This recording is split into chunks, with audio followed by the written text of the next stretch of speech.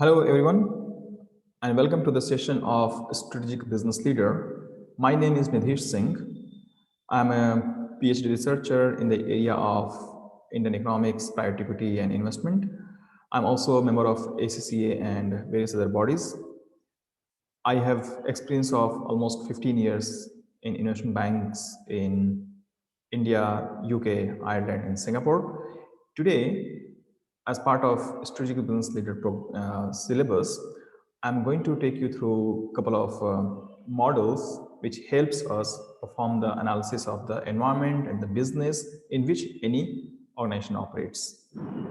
So we'll start through few models and we'll take the help of few chapters as well.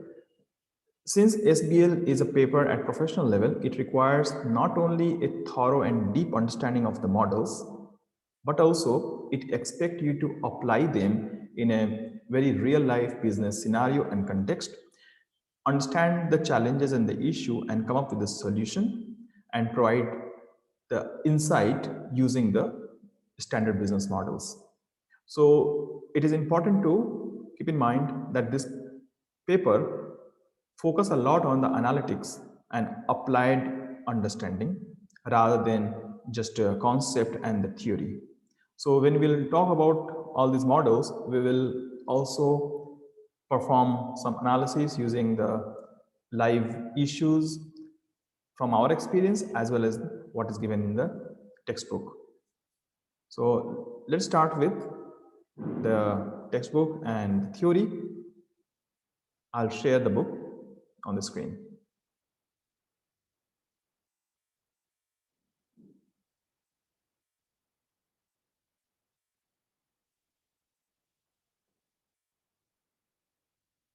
As you can see from the text here, the external environment. This is a very critical component of any business, and senior executives and the leaders of any organizations are supposed to understand the environment in which they are operating. Now, when we talk about the environment, what it means is that any organization and the business are interacting with varieties of factors which is surrounding it. For example, legal and environmental issues, maybe technological changes and disruptions, societal changes, various fashion and fad and the cultural issues which can impact any business, so on and forth. Similarly, there could be new competitors, the suppliers and the buyers. They might also change their mind and preference. There could be various factors in the environment which can impact the business. Whether we like it or not, we have to strategize and respond to the changing needs in the environment. If we closely observe, we will find so many businesses continuously struggling, responding, and also exploiting some of the changes in the business. Some are very good at this and some are not. Their ability to really adopt depends on how well they understand the environment. We have heard since childhood that dinosaur, once a very powerful entity and the animal on the planet, they just disappeared. And there are so many such species on the planet which keeps disappearing. Whereas some species like snakes even, they have survived millions of years of struggle on the planet. Why it happens? It is all about the adaptability. The organizations similarly, just like species, need to also survive and adapt, and their survival really depends on how fit they are to adapt to the changing environment or changing circumstances. So this chapter, this a couple of model that we are going to talk about is all about how to understand the environment, scan it, and strategize in order to succeed in the same environment. Whereas many might find it difficult, many might just disappear out of business. But if you understand the external environment and adapt, strategize, and implement your plan, one can flourish. So with this, we'll move on to one of the model, which is critical for understanding the external environment, which is PESTEL. But let's see how and what it means when we say external environment, and what are the different models which are part of this external environment analysis. So the next chapter, the next page actually, here we see external environment are analyzed using various tools and techniques and the models. For example, drivers of change and strategic drift, which is assisting in the analysis. Secondly, we look into the macro environment. The macro means overall at a larger level, like at economy level or national or global level issues, which typically consist of political, economical, socio-cultural, technological, environmental, and legal. So that's why all the letters PES, TEL represent all the factors, like P for political, E for economical, S for socio-cultural, T for technological, E for environmental, and L for legal. So this is an acronym of the model. Then comes the national environment, whereby we analyze the competitiveness of the country and the nation through models such as Porter's diamond, etc., and clustering. You know, the other one is industry or sector environment. Thereby we analyze not the global or national level factors, but the immediate industry level issues. And finally, the scenario planning. So there are different ways to scan and understand the external environment. In this session, in next 45 minutes, we are going to analyze the macro environment, the larger one, the at national level or international level, using PESTEL model. Okay, so this is where PESTEL fits into the larger scheme of things. Moving on to the first environmental analysis using PESTEL. So we need to develop an understanding as to why we are doing this. The environmental analysis is not only important for the business manager, but also for the investor. Let's take an example. We are in the era of technology and disruption. So we also see so many different apps and tools being launched to teach a student, right? Imagine for a minute that one biggest player of the educational app, also called EdTech, educational technology, they face some legal challenges because the government would have launched, or government would have passed a bill to regulate educational technology and educational platforms. This would mean that any edtech needs to be more careful or extra vigilant about how they operate, what kind of quality they provide, and they need to also be aware of the different requirements of the laws and regulations, which might not be the case earlier. This is one of the example. Similarly, there could be a change in the society or the preference of people who are looking for more interactive platform for education, whereas some might prefer the old way of learning.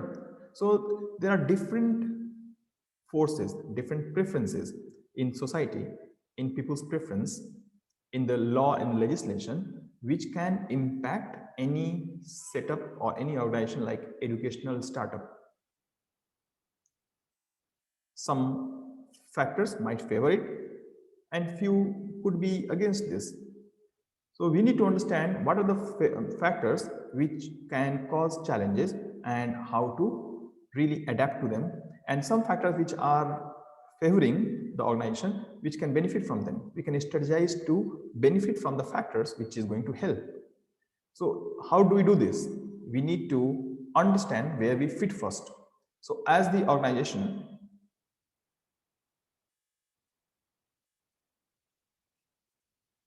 we are here, say the EdTech company.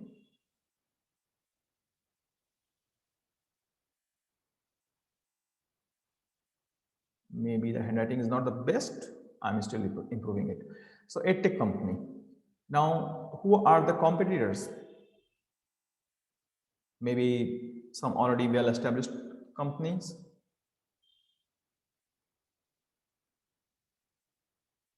edtech again, or maybe universities as well. What is the industry and what is the sector that they are operating? Education. That is the industry. What is the macro environment? Micro environment could be global business environment, right? Because it is not about only education industry. We need to remember. When we talk about the macro environment, we need to look into the overall general changes. What kind of pattern people are following? Are there kind of a struggle between the two countries in the World Trade Agreement? Is there enough collaboration between the countries as well as the company to prosper the business? Or is there too much competition amongst countries? Are countries very protectionist about their business? So what kind of changes are taking place in the global business environment? Those are critical macro environment factors. And that's what we need to also understand. So when we do the external environment analysis, as you can see, the macro environment is the topmost layer here. Then comes industry and competitors and the organization. So we generally start with macro environment. It is also called top-down approach. So this is called top-down approach, because we start from the very high level and gradually we go down to the organization level. So this is a top-down approach. This is also important for investors. And if you'll talk to traders and stockbrokers, investors, you'll find out that they also do some similar analysis. They check the macro environment and the industry for the potential investment and see what are the potential of the company and business, where the business stand. Are there too many competitors? Are there buyers and suppliers who are helping the organization? Or are there any adverse business or political situation within the country? Is country itself stable politically? Or are there some threat, political uncertainty in the country? These are the factors that any investor or stock trader also look at. So they also perform macro analysis to understand the overall environment of the business, and then they look into industry to understand how competitive the industry in which their potential company is already. So if the industry or the sector in which my potential company is, if there is too much competition, I might not invest.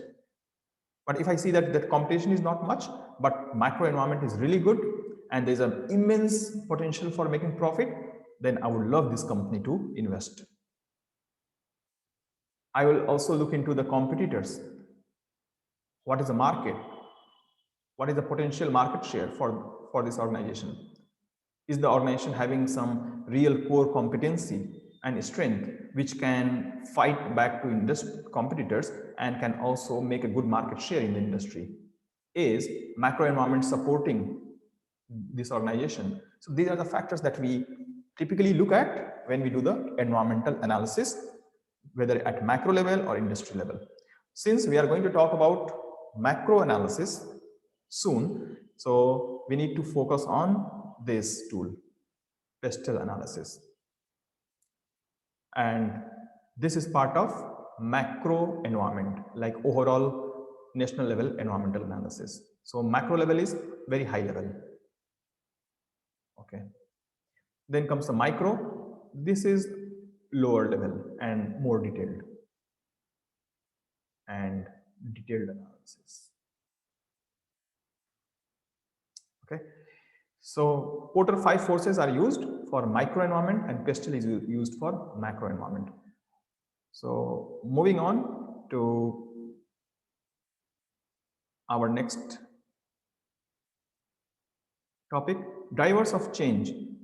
So while we look into the macro environment and how pestle is applied when we are doing the macro analysis, we also need to just acquaint ourselves with certain terminologies. Drivers of change. Organization and industries more generally need to take advantage of opportunities. So what does that mean is, if we observe that in last 4 or 5 years, technologies are getting much more smarter, stronger, and pervasive, like it is becoming common in every walk of life. So what we should be doing? Any smart business person or business manager will try to take advantage of changing preference of people. More and more technology is becoming common, so they will try to become more technologically savvy, smarter. They will utilize technology to drive efficiency as well as reduce the cost. And technology can also be used to expand the market, to go from, beyond your city and town, start selling your product at national level or global level. So this smart company will try to leverage the technology to drive more efficiency and become effective in their business. And since they are adopting faster, they can also become the driver of change. They can become the trend setter. They can become the change agent. They can be at the forefront of any changes. They can become inspiration for the competitors as well. That look, this ABC Limited is adopting the artificial intelligence, machine learning, and they are bringing robots, to serve their customers, and they are able to operate 24/7 using technology, so they can become the drivers of change. So adoption and understanding the business can make a company driver of change. So that is the meaning of the term here.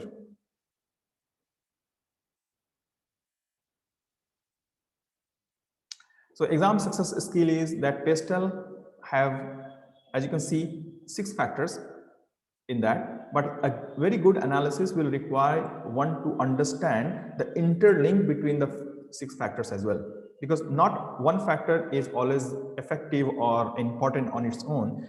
Some factors can have interlinks, and with interlinks they can also have a synergy. You know the meaning of synergy, like 1 plus 1 is not always 2, it could become 11. So imagine economy which is or a country which is economically very buoyant. There is a lot of economic progress, but on the same time it also has a very strong political leadership which is very helpful. Then good economic climate and great political leadership can together be an extremely helpful business scenario. So that's why we need to also look at the interlinking of the factors within Pastel. Moving on, strategic drift. Strategic drift is called when companies need to respond to the changes in the market, and they also want to, but gradually they just go tangent. They are not able to maybe respond effectively, or they are not able to execute their plan appropriately, on time, and effectively. So despite the best intention, they might not be able to really leverage the changes.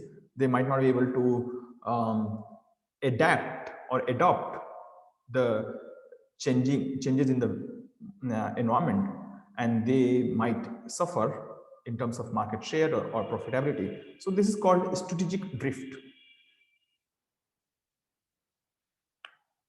Some of the real world examples which are quoted in the books are Marks and Spencer. It is one of the big UK cloth retailer, and it could not adapt to the changing customer demand. It used to be a very powerful player and very good brand in the clothing, but it stuck to its own way of doing business. It could not respond to the changes, and ultimately it had to shrink its market share. It could not cope up with this brand, the prestige, and the market presence, and it started to lose the business. Similarly, we know what happened with Nokia. Nokia used to be also on the forefront of the good mobile phones. It has a great brand and market. But after Samsung, Apple started to take over the, not take over, but started to expand much more aggressively in the business. They developed better tools and understood the customer needs and demands better and developed the product. Nokia was the one who lost the market share to Samsung, or maybe even Micromax, Vivo, Spice, Lava, Apple, all the different competitors took away the market share of Nokia. So Nokia is example of strategic drift, as well as the one which acted like a dinosaur. It could not cope up with the changing needs. So how do we scan the environment? PESTEL, as we know, is acronym of political, economic, social, technological, environmental, and legal factors. As the name suggests, political factors will look into what are the political situation, the aspirations, what kind of preference the political leadership has. All these things impact. Of course, economic factors are one of the central forces in any business. So if economy is doing well, there is no recession, there is no chance of depression, there is enough employment, there is enough capital in the market, economy is doing well, then business will flourish. Because it can raise money, there is a confidence in the market, people will spend more. That's why economic factors are important, right? If the market is not good, people are not spending, then all the business had to really fight tough. The competition will be much more severe, and on the same time, it will be very hard to expand the market or get the return. It will be hard to retain the own employee, maintain the business, and overall negativity will really bite the market. So every company will start to bleed. They will have to cut the cost. They have to shrink their business, or some can be just out of the business as well. That we have seen often. Whenever there is a recession every 5-10 years, many businesses struggle and some just disappear. During this time of corona and pandemic, we have seen, though it is not a purely economic crisis, but there is a economic impact of this medical pandemic.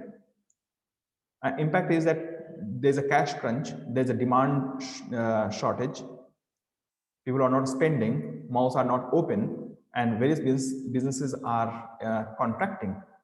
Globally, we have seen the contraction of almost 3 to 6% in the economy.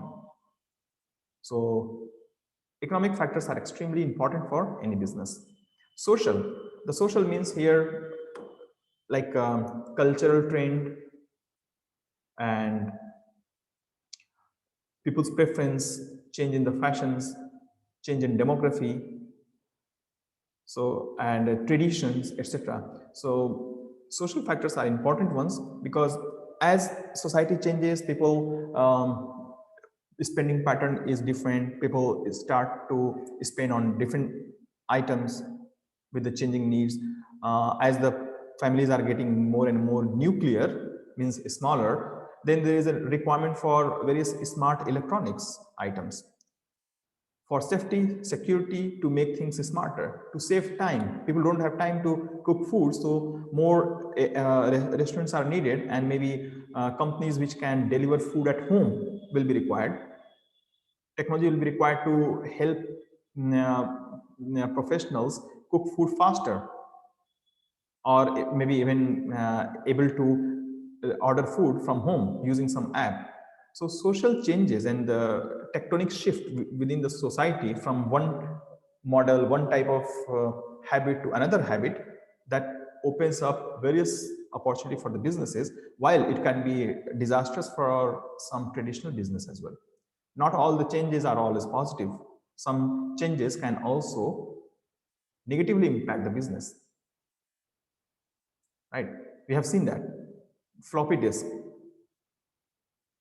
are hard to see, hard to be seen. The audio and video recorder of the old model are not found anymore. So small chips, microchips, and the smartphones are replacing even televisions. The demand for television will disappear maybe in next decade or so. So changes in the society and the preference can make or break the businesses. Technological changes. This is the most prominent one nowadays. We continuously see a launch of new tools and technologies. which is considered very disruptive, be it banking sector or educational sector or even medical, all are impacted by technology. Now the surgery in Japan or the US can be performed by a team of doctors in India through the robots. And an expert surgeon sitting in their clinic 10,000 kilometers away can just move their cursor, the cursor of the mouse, and it can pinpoint the exact surgical place for the robots. And robots, based on its artificial intelligence or its own machine learning tools, plus the guidance and the navigation from the expert surgeon, thousands of kilometers away, can do a very precision and perfect surgery. Since nowadays technology is getting smarter, faster, we are in the era of 5G now, data is becoming cheaper. The technology is not just a matter of privilege, it is going to the grassroots level now. As the technology is becoming cheaper, more common, and even faster, then surgery and application in the medical transcription, education, entertainment, everything is becoming more and more feasible. We also know there are different type of reality. It is called extended reality, whereby there are various levels of reality. So virtual reality, augmented reality, mixed reality, these are all part of extended reality.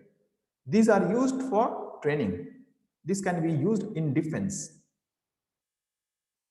These are used in teaching people medical surgery. So technology has immense impact on everything that we do, and therefore it is extremely important for businesses. Large investment banks, those who have been operating for hundreds of years globally, they are being threatened by small startups which have developed some really smart tool using financial technology, also known as fintech. Artificial intelligence is making very many people worried about whether their job will be secured in the future or not. Many people are facing the job loss because of the automation, and it is only going to get faster. So that is the impact of technology. Environmental factors, green issues, socially responsible investment, climate change, these are the environmental factors. And it can be extremely important for companies which are operating in energy sector or in manufacturing. How much emission they do, how much they are impacting the climate, are they kind of polluting the rivers or the environment too much. This can attract legal issues. They can be reprimanded by the government and regulatory bodies, or maybe they will face penalty and they can lose the license depending on how severe their impact is. And if they take it irresponsibly, then their business can be really at the point of extinction. So it is important to consider the environmental impact. And nowadays, even not only the business and the regulators, even the investors are very conscious of your environmental footprints. Many investment banks nowadays, including JP Morgan, Citibank, and State Street, they are kind of supporting those initiatives or the business proposal and the plans which have better environmental understanding, or which has a positive environmental impact. Many banks are discouraging the businesses which is dependent on coal or kind of traditional fuels like fossil fuels. If a business or a manufacturing unit come up with a plan to exploit more of the solar or wind energy, they are likely to attract more investment, because this is where the green capital or green dollars are going into. Next, legal. We have discussed briefly earlier how legal issues, laws, and regulations can really make massive impact for any business. When I'm studying for the potential private equity investment globally, I see many companies are factoring the legal issues heavily. Any private equity manager, before they invest into a particular country or start scanning for potential investment, they look at the legal environment. Will they be able to strike the deal easily? Do they have to go through various level of clearance? How soon they can strike the deals? Is the regulation friendly for them to exit in the future? So all these factors are important. How long it takes for any business conflict or any business case to close in the court. These are important issues. How liberal the government is. Is government looking for more FDI? Is is government very liberal for foreign investment? All these issues which relates to legal and regulations are important nowadays because we are getting more and more global. Hence, global dollar and investment will require a liberalized environment. So laws are important part of the business. So this is pestle analysis. We'll see some examples how to apply this conceptual framework. All right, before we move on to analysis of this tool, we need to just acquaint ourselves with some great research already conducted with relates to pestle. So we have talked about demography. So this course requires a short discussion on the demographics. So this is a study of human population. So a demography is called and described by certain attributes of human population such as age group, the education level, or their preference, their different classes and income class, etc. All these factors, when we analyze and use this, is called demographies. So demographic is a summary of key attributes of a population in any country or entire population. So we can look at the population of any country and we can check what is the age group, how many people are below 35 and how many people are above 60, what is the income classes, how much disposable income they have, what is their education level. All these details are demography. And these are important to understand how they are going to respond to the product, how much they are going to spend in future, where the business environment will be moving to in the future. If I open a business in a particular country, are people open for new applications? Are majority of the people young or old? These are demographic factors and important for any business. Also, let's look into some other interesting facts and figures about the global businesses. So I will share a PPT.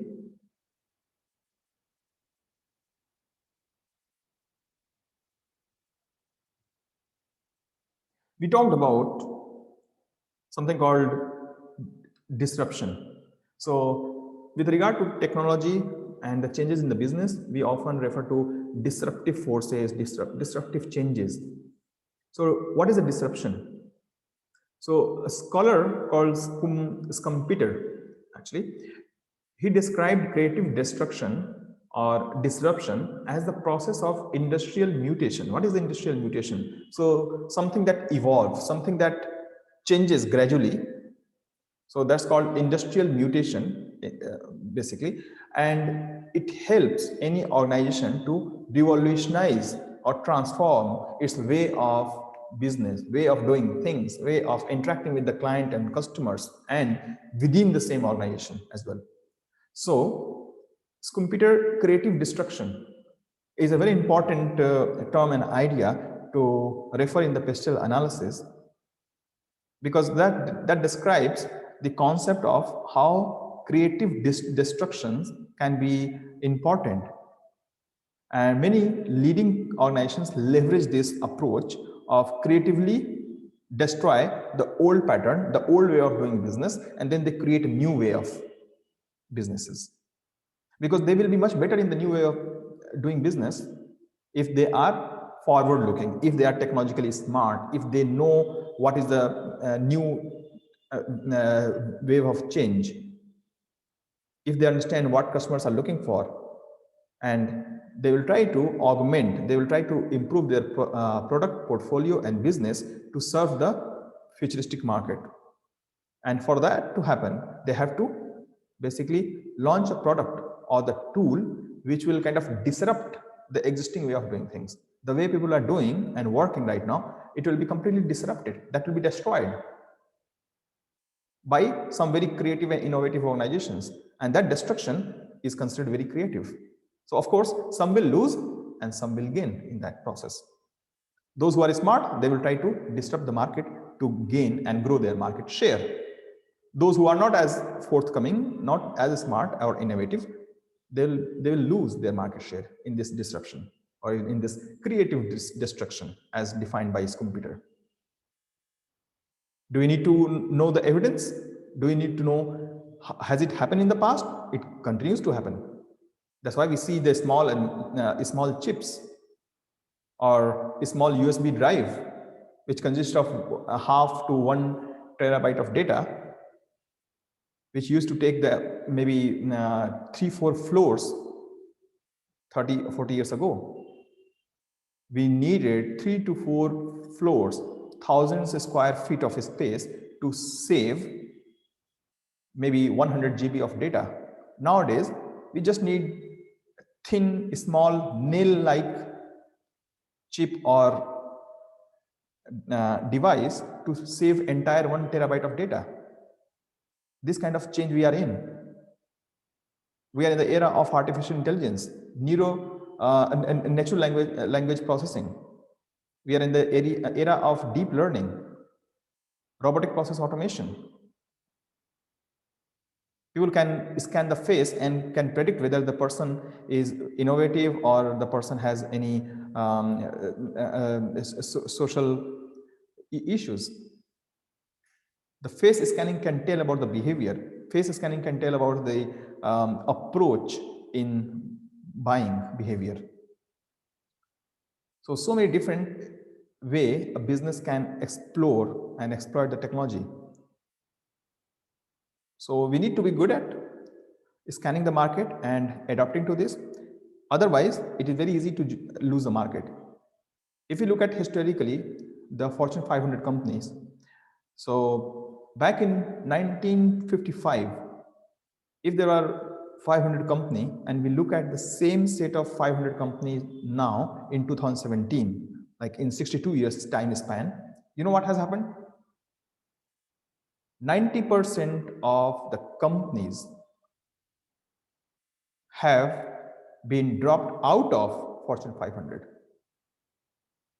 Unbelievable, isn't it? In 62 years of time, 90% of the companies from Fortune 500 is dropped out. Either they have lost the business, or they are insignificant, or they have been taken over, they have been merged, but they are not there anymore in 62 years. So if we think that, okay, we are the best and we can survive as the leader forever, it is impossible. It is not possible anymore.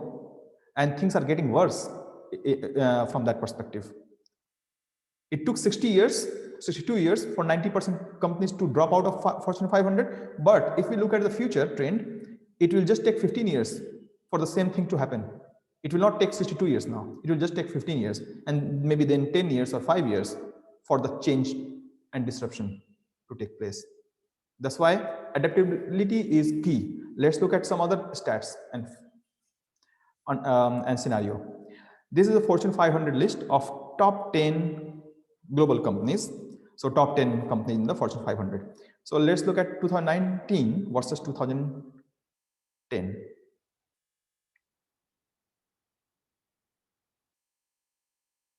So it says Walmart was number 1 and it remained as is. What happened to Royal Dutch Shell? Went to position 3. Well, third company, ExxonMobil, where it is now, number 8. BP, oil company, going down as well from 4 to 7. Do you see any company disappearing? Japan Post Holding. Do you see it anywhere? Just 9 years. And of course, it might be beyond top 10, but it is not in top 10 anymore. Whereas Sinopec, from 7, it went to number 2. Same story with AXA, number 9, but not in the list of top 10. China National Petro, from number 10, it has gone to number 4. So these are the example of disruption and the creative destructions. Not only that, many times we have seen the uncertainty being high or low. What we also need to note down is the globalization started to take place when the uncertainty started to reduce. After the Second World War and after all the companies or the countries started to realize that war and the battles are not in the best interest of any country, then the uncertainty started to go down. European Union were formed to merge various countries together, or actually work together as a extended group of countries. So European Union were formed and it started to reduce the uncertainty. So uncertainty started to go down and the globalization started to go up. So this is another way to, or another factor to understand that how global forces and how the certainty in the business environment helps the business. Whenever we see that uncertainty going up, the global business starts to bleed. It really affects the global business when we see the high level of uncertainty. So you can check about the global uncertainty index and what was the index during 2000, during one bubble burst, what was the index during 2007, 2008, and again during 2014. You will see whenever the uncertainty is high, the global business and globalization goes down. These are the examples of the global forces, the pestle forces which can impact the business. So going back to our chapter,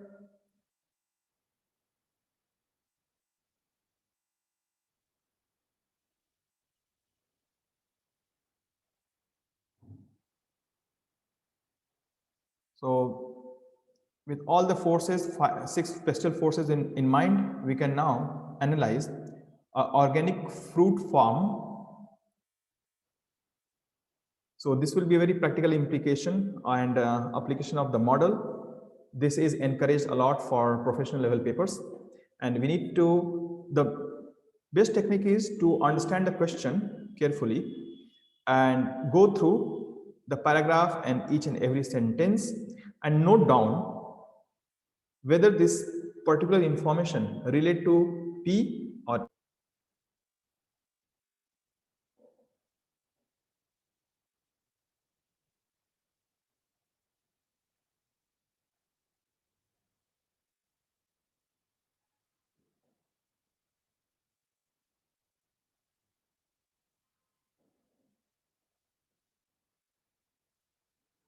Okay, so we need to just note down the 6 factors of pestle analysis while we are reading, so that we don't have to go through the same points again and again, and it will also save time, because time is critical for papers of this size, and especially the exam at the professional level. So let's note down what we are doing. Pestle analysis. The question requires us to go through, as a management accountant, for an organic fruit farm in tea land. The farm grows apples and produces apple juice, the products of apple, and both of which sells at local market and to retail companies. The farm's management team are considering its future strategy and have asked for your help in assessing its macro environment. So we know macro environments are assessed using pestle model. So we need to read this small script and find out the three key factors in the environment which are likely to have highest impact on the business, right? So we have 6 factors in the pestle model, but we need to only choose any three of them depending on the information provided below. So let's read it. And we can highlight anything which is critical and important, because ultimately, let's look at the entire structure. We need to have the factors written down here as environmental factor, and then impact of those factors against that. So what we can do, we can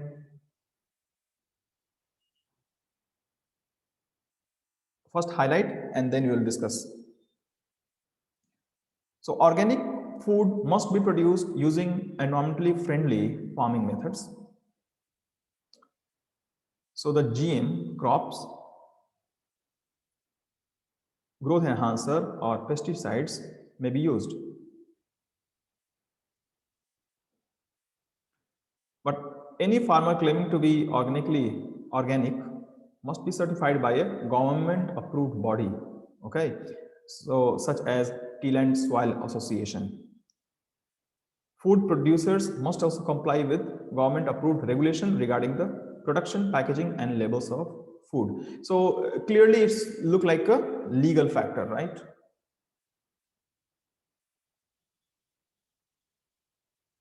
So we will highlight the legal factors in yellow.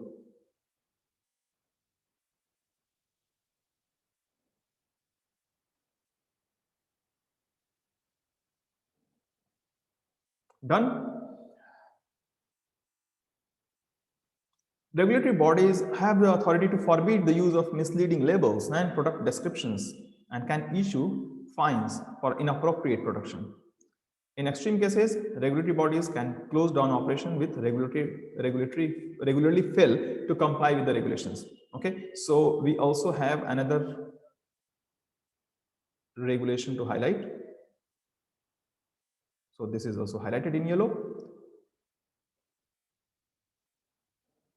Next, consumer increasingly want food that is healthy and it's sourced both ethically and locally.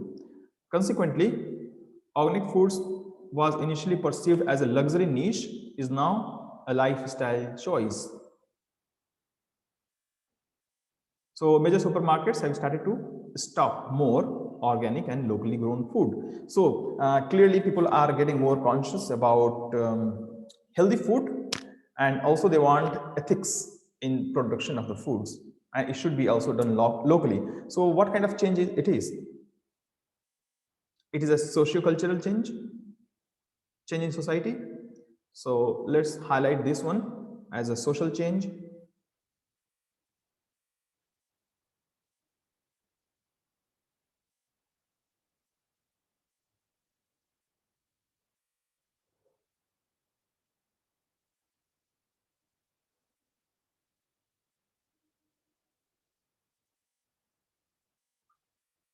And highlight this in a different color, green, because it is about the environment, ethics, everything. So a different color, green for environment. Now next one is about key issue for farmers is the weather, which significantly affects the volume and quality of crop. Organic farmers are unable to use artificial fertilizers because they are organic, right? So they can't use the pesticides and artificial fertilizers.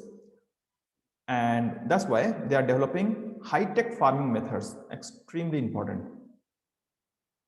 Weather information systems help plan them, planting, harvesting, and irrigation. Climate control, growing tunnels and stores provide pest-free environment with temperature, because they need to be medicine or chemical free. So they are relying a lot on the technology, right? Because this is increasing their yield and help them kind of align themselves better with the climate. So this is clearly a technological factor. So let's highlight this. No. So technology, let's put that in red.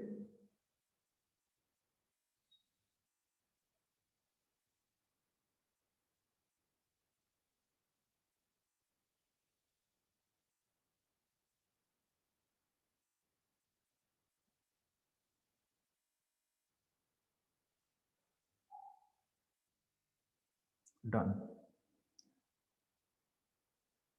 So tech.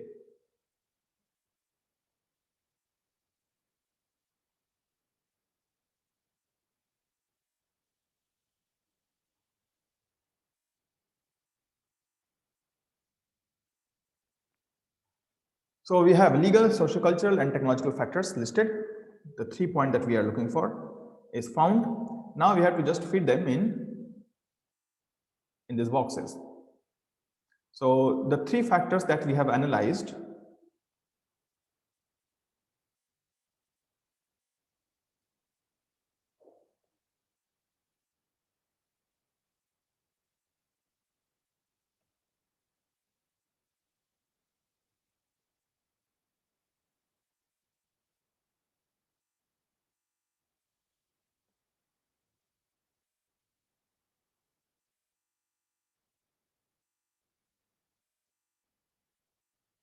I'll just put them into the PPT and then we'll show you.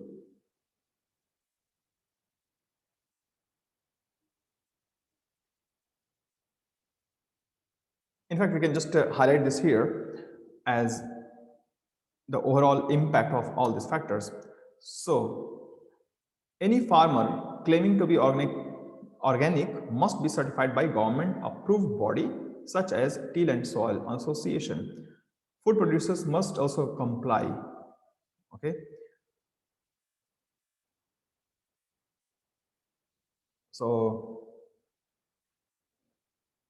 let's write it here.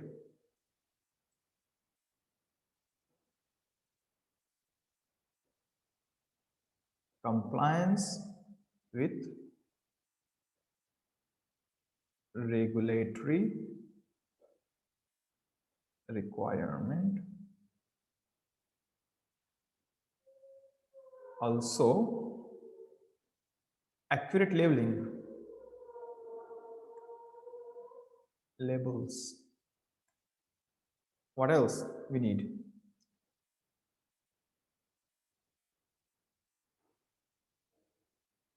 So regulations are for on product packaging and labels. Next one is consumer increasingly want food that is healthy and ethically and locally produced.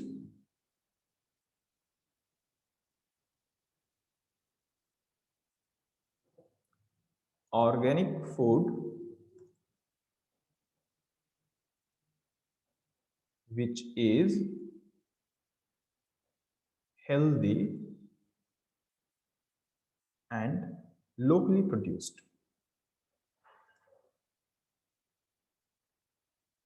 And lastly,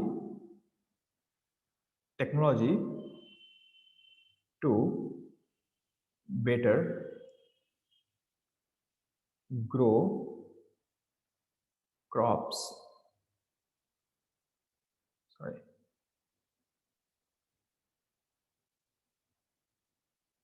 Crops without chemicals and use technology for better storage. Okay. So impact of the factor is what? The impact is that now the firm which is organic foods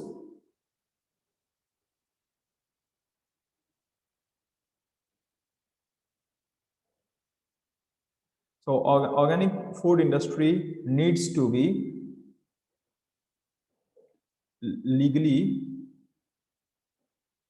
compliant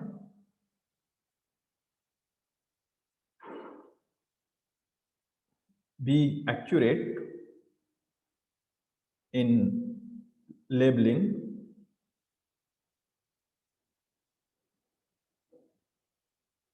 hire experienced staff for handling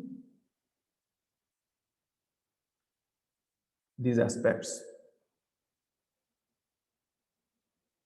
because otherwise there will be legal issues and the fines as well.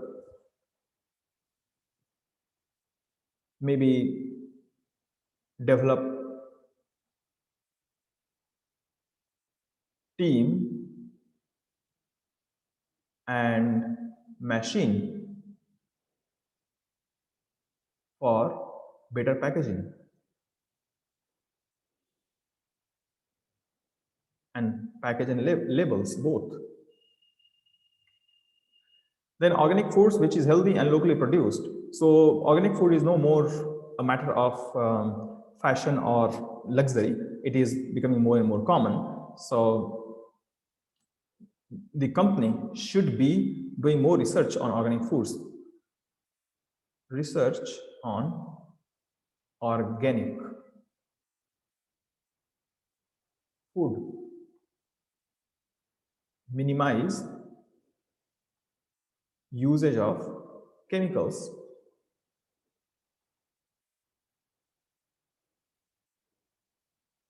Source from local business or local farmers. Have partnership with local producers, or consider acquiring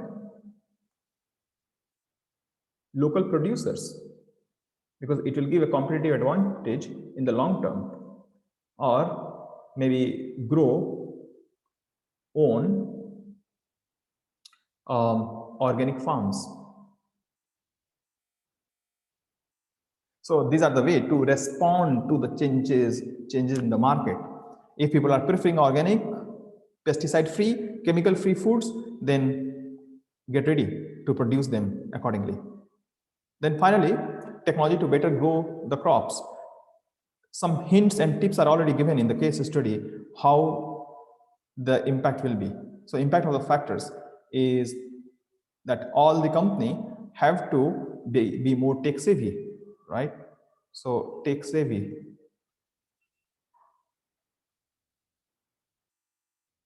hire tech consultants who are experienced in agribusiness.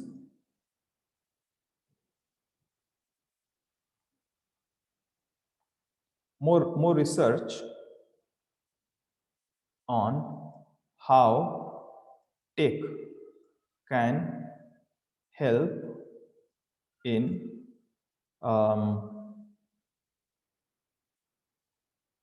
growing food without chemical.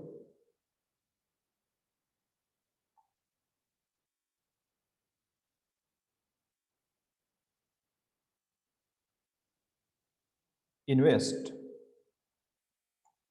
in a smart storage system to control humidity